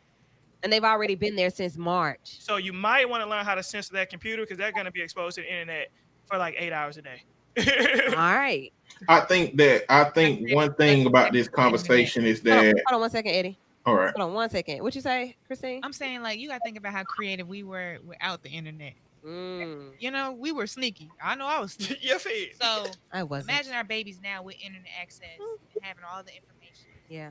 We already know the things that they have access to. Even with us putting the guards, the privacy, whatever we can put on there, our babies have a way around that. It's just us trying to instill the right things in them, but they are going to make their own decisions. Eddie, before you speak, something so funny. I had the birthday party of the century for my daughter this year, and it was like 100 kids. And once she introduced me to one of her little friends, and I was like, "Oh yeah, I just saw you on, I want to say Instagram or somewhere like that." His mom was standing there too, and she was like, you didn't see him?" I said, "Yeah." I was like, "Yes, I did." She was like, "Oh no, because he don't have no social media at all."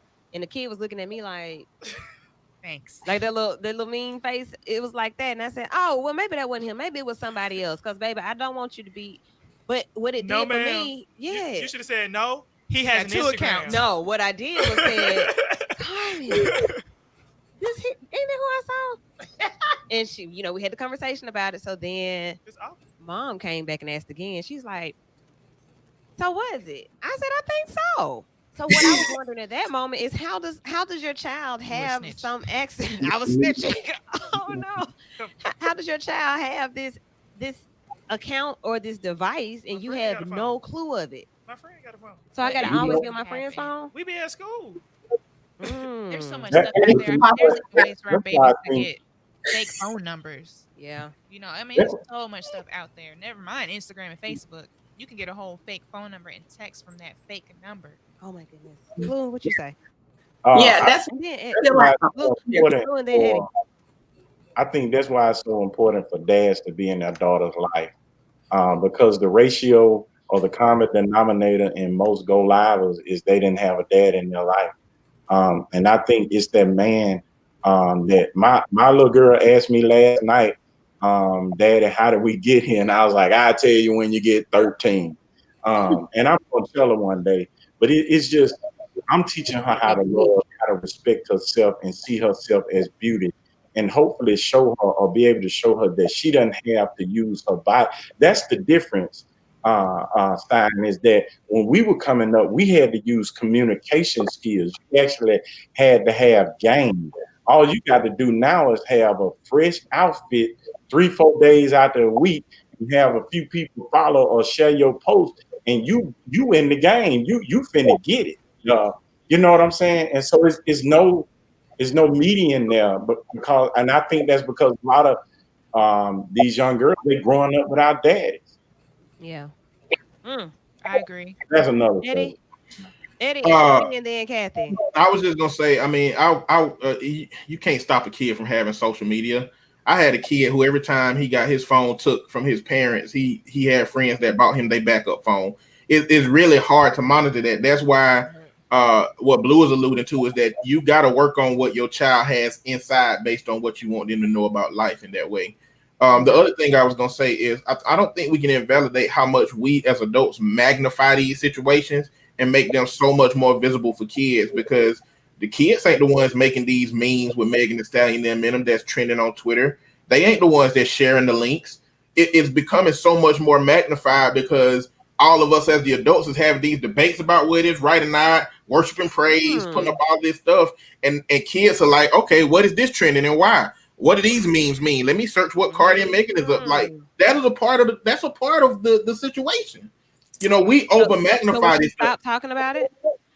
No, we shouldn't stop talking about it, but that's what happened with MP3 downloads. Napster, when nobody downloaded MP3s, Napster came out and sued the world, and everybody was like, what is downloading music? And now everybody downloading music because I'm not saying that I know the answer to what to do with it, but how we magnify these situations is what gives the kids ease to access to them, especially online. I don't know what to do with it. I don't got kids. If y'all got kids, y'all figure it out. Figure it out. Let's take this phone call. Caller, you're in the studio with Vital. You got a question or comment? Hey, look, lady. He got us. I'm always happy to hear from you, Mr. Madison. Thank you. Look at Chris. Hey, you remember that voice?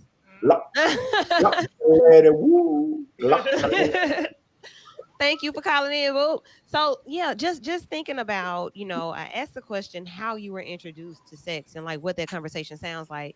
And Blue, Eddie just told us we got to figure it out. So Blue, you said that your daughter asked you like, where do we come from? Chris already said like, yeah. Christine said, hey, that's how we got here, Woo. So we know that that's how we got here. But when did it get so perverted that, so perverted and just so open? Like there was a time when you didn't know.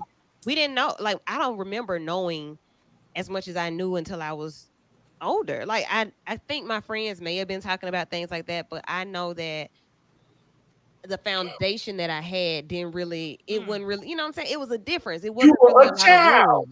You did what children. You see what I'm saying? You so weren't I'm just wondering, wrong. like, what is different? Yeah. These kids growing up. Being grown was grown, And when I got grown, I was grown. You feel me? The internet and TV and the video is giving us that exposure. But like I said, we have to use these as teaching points because as everyone has alluded to, you cannot block it or hide it from these kids.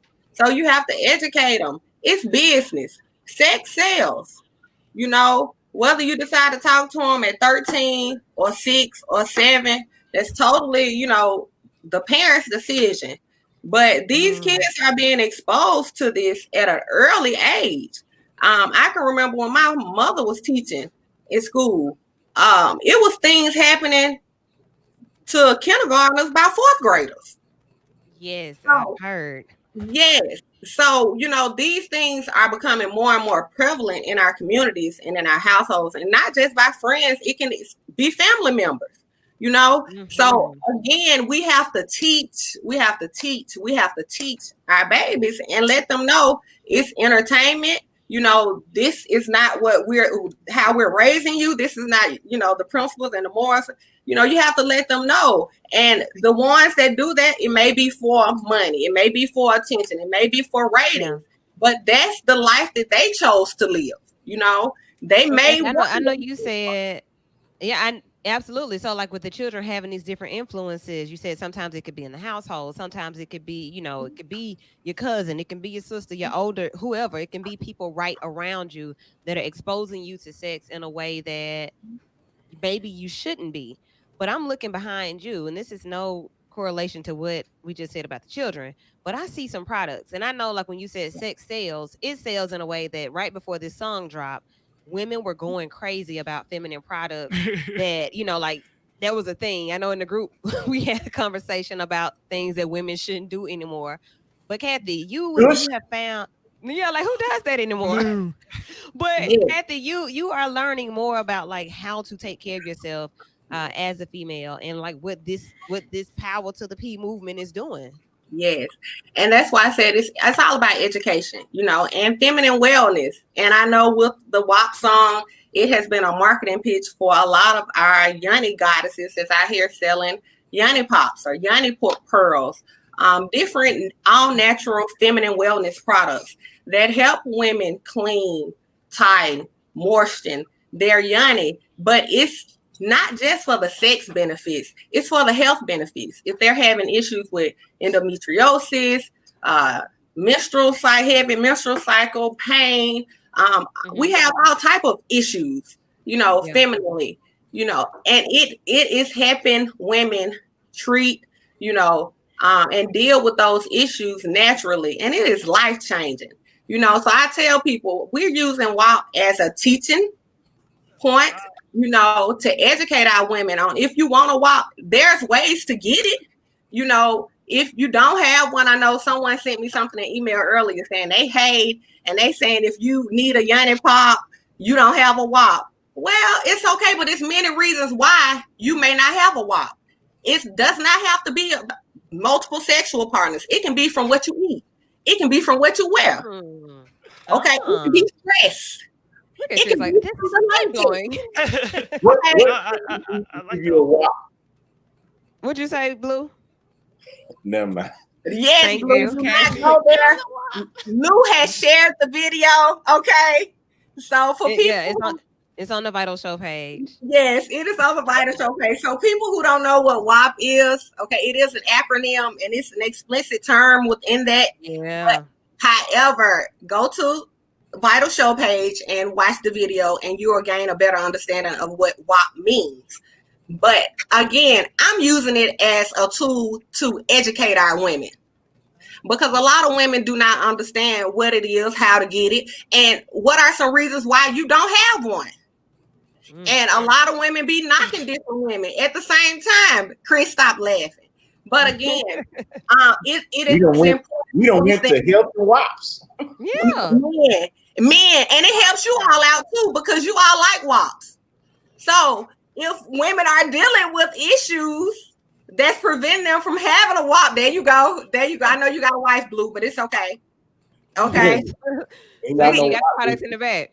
We have products for couples and all, okay? But again, it's not just sexual enhancements. It's for a better lifestyle. We have fertility packs that help women conceive as well. We have all natural body products. So again, dealing with the feminine wellness and cleaning your yoni helps women conceive. And a lot of women don't understand that, with activity and the things we eat and the things our body undergo tend to have blockage that prevents women from conceiving. And so there are some natural products out there that will help clear that up, clean it out, so you can conceive and become fertile. We have women and men products, because it may not be the woman and her WAP. It may be the man. All right. You ain't got no WAP. No, you don't have a WAP. So just in a very short time, you all have learned just the bare minimum of what, like how these things that seem so explicit become movements. Like before this song dropped, there was a halt that yoni movement was like everywhere. Everybody's talking about the yoni pops, yoni steam, yoni this, yoni that, yoni pebbles, yoni rocks, like boom, all this different stuff. And it further leads to the conversation of the seriousness of us taking care of ourselves in a way that we really understand what we understand. And I think what happens so many times, Kathy, is that we jump on these trends and we don't understand the value of it, or what's really happening, like what really can be impacted and affected in a positive manner. We just like the beat, we like the video, we like the lyrics, we like the fact that my homegirl selling these pops and doing this type of stuff. But the reality of it is, some of it can be very helpful if you learn about it. Our children can be educated if you talk about it. And older adults and those of us who are having this conversation can learn more about being okay with sexuality and sexual health. Once you start having the conversations, you have to talk about who we are. Like, we came from, like, how we get here. How do we get here? Like, I told Carmen shit I found in a basket at Inslee Park. That's not true, but it was, just some fun to say.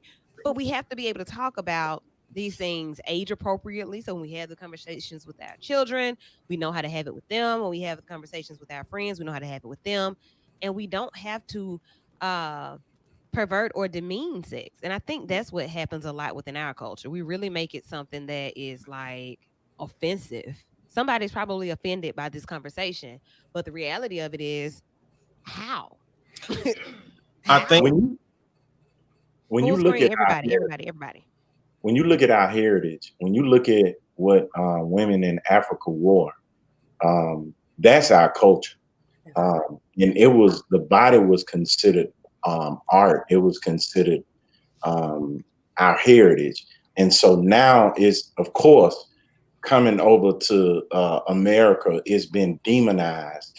And so we gyrate differently than others. We have the ability to gyrate. I don't know if I'm using the good word with gyrate, but That's it's fine. just Yeah. we're different in our culture. And I want, like, to me, I think I just, my biggest problem with everything is what it does to our society mentally, as far as making them feel worth or communicating with their bodies. And unless you're, Megan is natural, Cardi B is paid for. Yeah. What happens when gravity sets in? What happens when being Mm. the most beautiful woman, or what happened with turking and or doing all those things they said and WAP still doesn't stop infidelity, and you're depressed and you're frustrated and you just, because that's all you know. And so we raising a generation who have no common sense or common worth or a sense of worth or a sense of our heritage, because everything is hyper sexual. Everything is, you know That. what I'm saying? This is what you gotta do. One of my friends said oral sex is like shaking hands now. Everybody Mm. do it. I So You think can't that put your mouth on everybody. yeah, what you got, Eddie? I think that the tightrope that needs to be walked is that we have a society that has done a great job at suppressing women's sexuality, and there are a lot of women that's running full speed in the opposite direction because you can't suppress somebody from something for long enough for them to continue to want to be held down. At some point, when they get from under your hold, they're gonna take off in the opposite direction. And I think that the tightrope to walk is how you help somebody or raise somebody that is not sexually suppressed, but also isn't trying to go to the extremes to appease somebody. That Mm. comes with confidence, that comes with respecting yourself, that comes with a lot of different internal attributes that parents should be delivering to kids. Right. And I think that's the tightrope, because what happens is you got a child who is very sexually suppressed, who doesn't know how to open up sexually to a man. Then you have men who are trying to get them to open up, which seems like it's a problematic effect of people who don't have a simple understanding of what sexuality should actually look like, versus we ain't educating nobody about it and they finding out through all of these problematic Mm. ways. I found out through channel 99, through all the little fuzzy Adam and Eve channel, like the fuzzy, like you see something Yeah. every now and then by sitting on that channel, which nobody knows about today because everything is streamed and everything is going through cable Right. and or ordered. But you used to have to go to like channel 99 and you have to pay for it, but you can see what's going on back there. That's why I found out about it. We got to be more comfortable with having that conversation, like Kathy was talking about. And I'm with Chris on. I want our society to be one that's more sexually free, that's more open to explore and express your sexuality, instead of sitting here being afraid to have these conversations. Because that's why everybody who raising kids now was raised by parents that was scared to have this conversation, and they don't know how to have it because they never had it. And they see Cardi B and Megan Thee Stallion out here on this video, and they Oh, like, keep oh, on this is too listening. much. Yeah, Well, so see, it's no, you it's know no what the medium. double Hold on edged one second, sword Blue. is that, oh, There's no medium. There is no medium. Everything is just straightforward. It's just black and white. There is no gray. There's nothing in between. Either it's all or it's nothing. Either I learn it from, I learned it in my first relationship, or I've learned it all along because somebody took advantage of me as a child. Like all different types of ways that this spectrum is damaged. So by the time you get to the point that we are having this conversation now, where we know most of our listeners are adults, it's an uncomfortable conversation because people have to relive where they've been and what they've suppressed and what, I guess what people have judged them for, what people normally would have cut them out for. So being able to have this conversation in a time where everything is open, everything is accessible. There are some ups to it, but then there are those downs to it as well. So like, yes, why can't I tell my truth? Why can't I live freely? Why can't I be whatever it is that I am and not be concerned about whatever the backlash will be, not be treated differently, not be talked about, not be exposed? Why is that? Like, why do we think that is? I'm glad the conversation, because I know we were talking about like the children, but now we're talking about a grown adult. Yeah. I can appreciate when I see, and I'm speaking from a woman's perspective, when I see a woman that is confident in her sexuality, she's Mm-hmm. confident in how beautiful and sexy like that she is. Mm-hmm. And it's like is not a point of demonizing her. It's like, no, I am completely confident and I know I'm beautiful. I know I got it going on. I'm successful, whatever that is.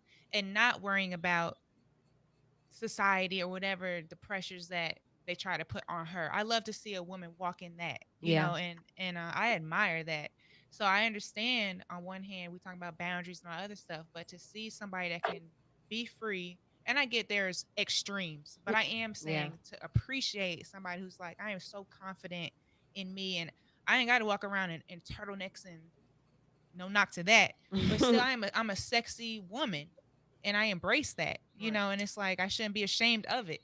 So I Right. feel It's a like, beautiful thing. why do we knock her or him? Right. It's just like I I don't think understand I that think it's part. a step past that though. I think is that okay, I can see this person as an individual, but is that, once they put all of this out or once they put who they are truly out, it brings so many other questions. Like everybody now has questions because I walk freely in whoever it is that I know I am. Right. But it's like everybody else is waiting on an explanation.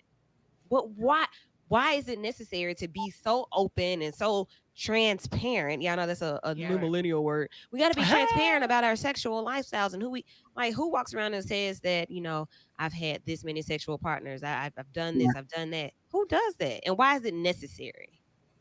Why is it Why? Why? necessary? I mean, it is necessary. It's necessary because if we're about to engage in sexual activity, I need to know how many partners you had. Okay. Have you been protective the whole time? Those are some of the things that you should have those type of conversations. Okay. You know, Yeah. even Not when with the you're world. in a relationship, and I agree. Now, well, I'm not even gonna say that. No, with the world, because the whole world not talking about that. If my conversation can ignite that conversation across the nation, we need to do that. Because I don't Hmm. want my little niece, who's about to be 7 now, to end up like her mother. First year in college, she was pregnant because my parents didn't sexually educate her, Wow. Right. properly. Right. And if that means that I got to be open about who I am and open about the things that I do, and then I have to do that. Hmm. Even So you're saying for a responsibility to the culture, I have to, and culture not just being people that listen to rap music or listen to V94.9, Right. the culture being my people. I have to be responsible with my message. my people. Okay. COVID is one thing, but HIV has been a thing that way longer. Oh, But we they found a way to regulate that, and it's just swept under the rug now. It'll wow. be a I'll day when take it COVID is one the same step way. further. Jefferson County Okay. has an insane number of syphilis that's in Mm. County that gets ignored all the time. Uh, but I think one thing I was going to say is men grow. We subconsciously raise our boys to be hunters of women, connoisseurs of women. Get as many as you can and try and get the baddest one. I think we are scared to have conversations with our daughters because we don't want them to become what we like women to be.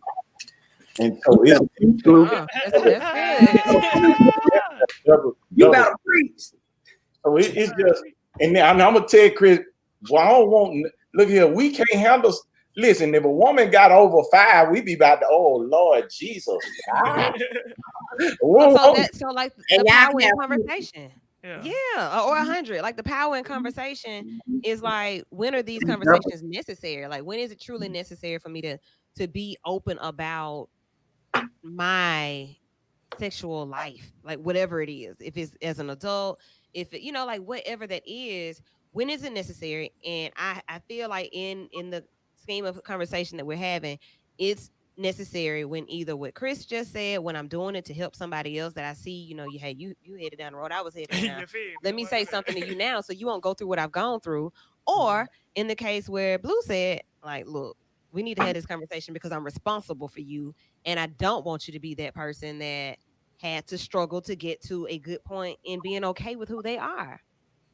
So, like, these conversations are very much necessary. So, for all of our listeners, you are listening to Vital right here on V94.9. And for those of you who are watching, thanks for watching us on the live. There are a lot of things that you could be doing tonight. I guess, I don't know. I know that COVID's out there, so maybe you're not somewhere partying or something. You're not getting ready for school, but it's just other things you could be doing. But you're doing this with us, and I'm very happy to have you guys here tuned in with us. And our guest panelists tonight, Dr. Fluent and Miss Indeed. Kathy J, are here with Whoa, us I got on a the Vital question. Show. I want to What's say up? I got something a to Blue. question for Eddie. Okay. So my thing is that okay? So we saying we need to have these conversations. Should we go off of age or mental maturity? I think both of those things go together. I think that one, there's an age appropriate message for everything. There's a way to communicate everything that's appropriate to the age of the child.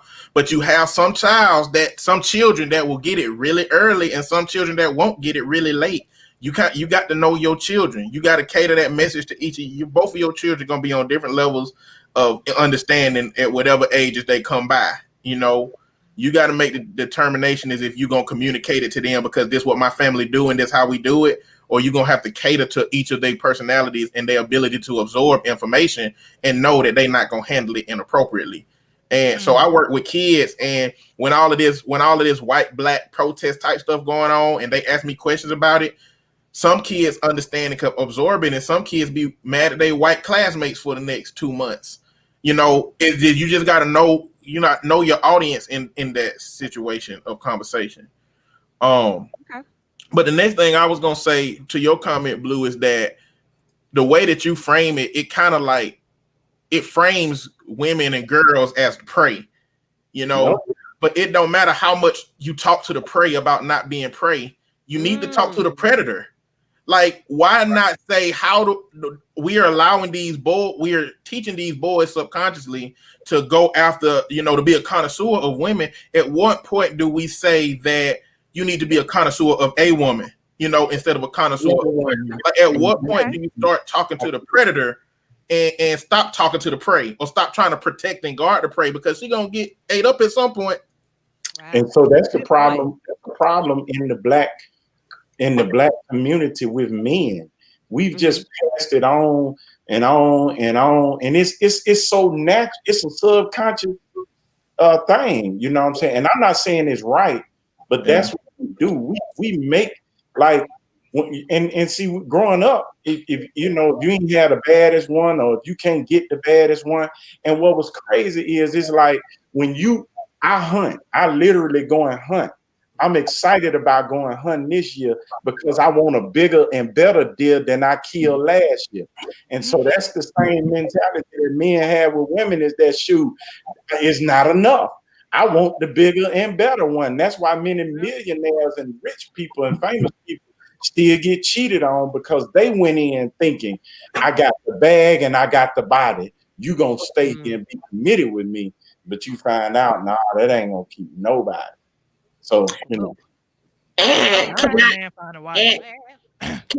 on to that? It's not just men nowadays, you guys. Our women are more aggressive now than our men, and especially young. So we just, again, have to educate our people and let them know the pros and cons of it. I think that's more is effective than any of this conversation. Sex education, talk about it more. I know since I've been in business with my Yanni business, Popping Pleasures, you can find me on Facebook or Instagram. Get that plug in. But since I've been in business and meeting new people, even friends, former colleagues, coaches, they're like, girl, what made you get into this? And some people be so judgmental, but now they're more comfortable and open to talking about it. Yes, because it's something that needs to be talked about. People have what issues. Are the ages? What are the ages of those who shop with you? Ages? You heard me? Yeah. 18 and above. So, I mean, like, what would be the oldest? Give me like the highest number. To be honest, I've had a 70-year-old man to shop with me because I have men products as well. Okay. So, so you got them pills? That helps me to really shape this conversation in a very, in a mature way. Like I think that's one issue that I've always had with having these conversations. It can be so immature and just so, uncomfortable, because that's where we are with sex mentally, and just thinking about like just the whole idea that sex is about reproduction. It's about the reproductive organs. So like if we start looking at it like that for what it is, or like for the, for the naturalness of it, it would make the conversation easier. So that's why I just wonder, like, but is there a certain age where people just kind of, I'm not concerned with that anymore. Like, that's not a concern anymore. Not that you want to have sex, but that you just want to be able to maintain healthy sexual organs. Exactly. And just wellness, no issues. Right. So like women, a lot of women is dealing with cyst, cancer, Yeah. fibroid. Those are some real issues. Men are dealing with prostate cancer, prostate issues, fertility issues. These Mm-hmm. natural products are working. A lot of men do not know. We refer to your essential part as lingams. Okay, yoni and Okay. lingams are Asian terms, but men can also steam and soak their lingams Mm-hmm. as a What's the masculine link? wellness component to improve your wellness. And it's Okay. like a full body detox through your lingam, the same way a V steam is. It's a full body detox through your yoni.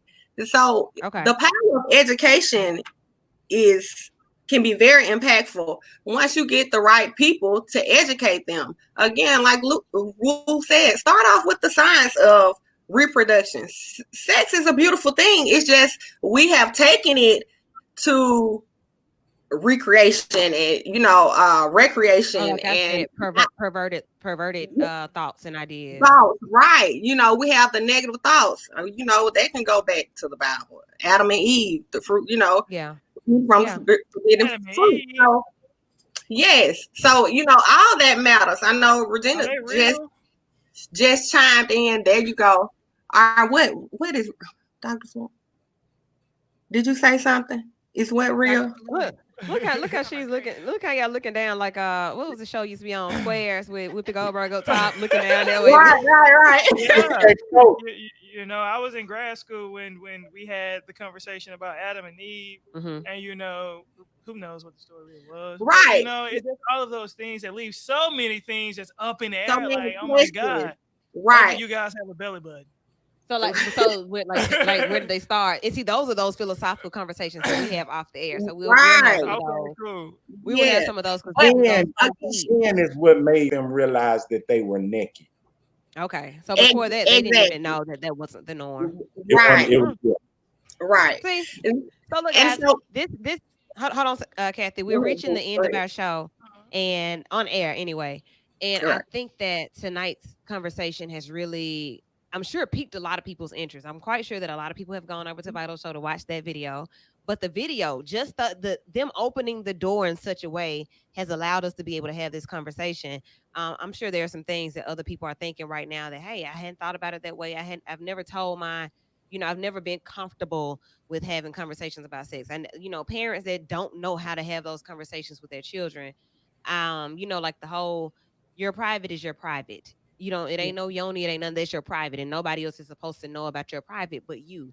That's a lesson that I learned, right? Hello. And then as I got older, it's almost like parents allow society to kind of teach some of these lessons because it's a little bit easier. Like, are we gonna sit at the kitchen table and have this conversation?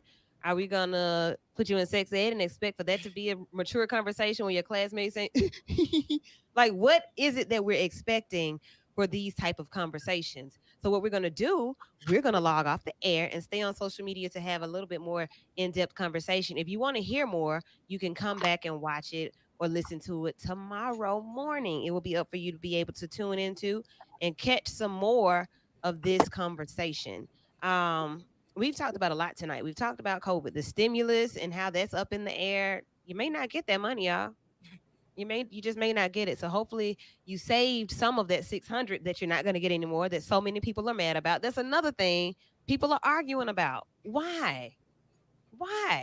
Then evictions and student loans and payroll taxes and things like that, all of that's up in the air. We don't know what's going to happen. Everything is about to remain uncertain. But what I tell you is certain is that every Sunday night at 7 p.m. right here on V94.9, we'll be here having these conversations. You'll see posts throughout the week with more conversation about the things that are happening and things that we're thinking, things that we're feeling, and just giving you some motivation throughout the week to get you through the humps of COVID.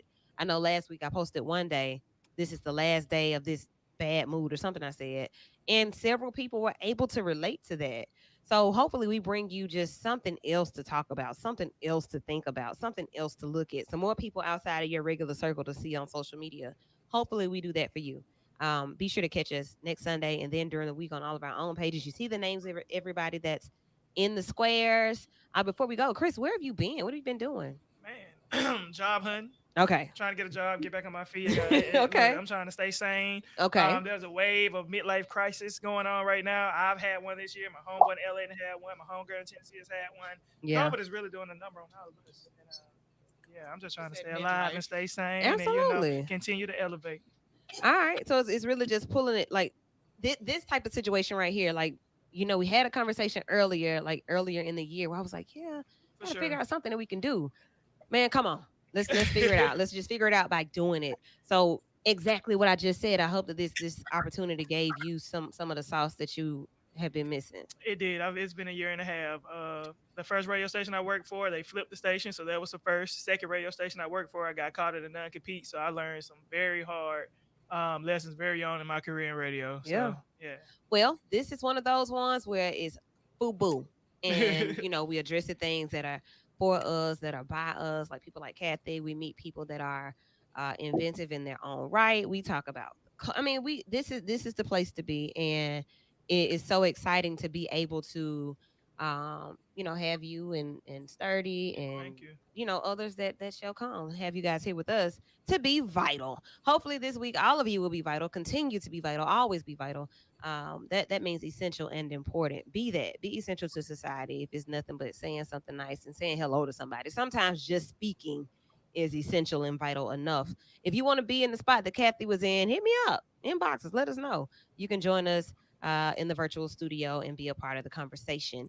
Until next week, for those of you who are listening on the air, have an awesome week, and we will talk to you soon. For those of you who are watching on social media, the conversation will continue right about now.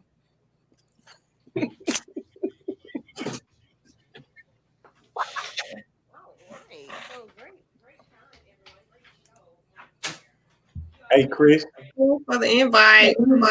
Absolutely. Hey, Chris. Hey, listen, I got to tell you something that you might not know. The law of the state governing employment contract will